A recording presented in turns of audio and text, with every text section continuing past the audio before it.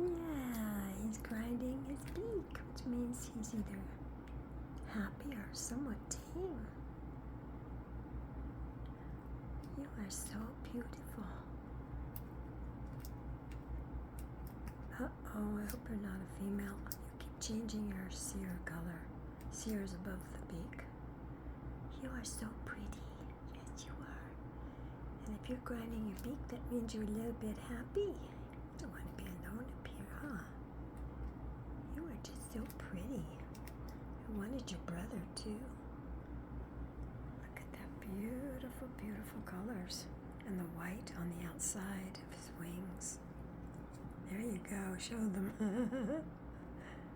Ooh, look at that.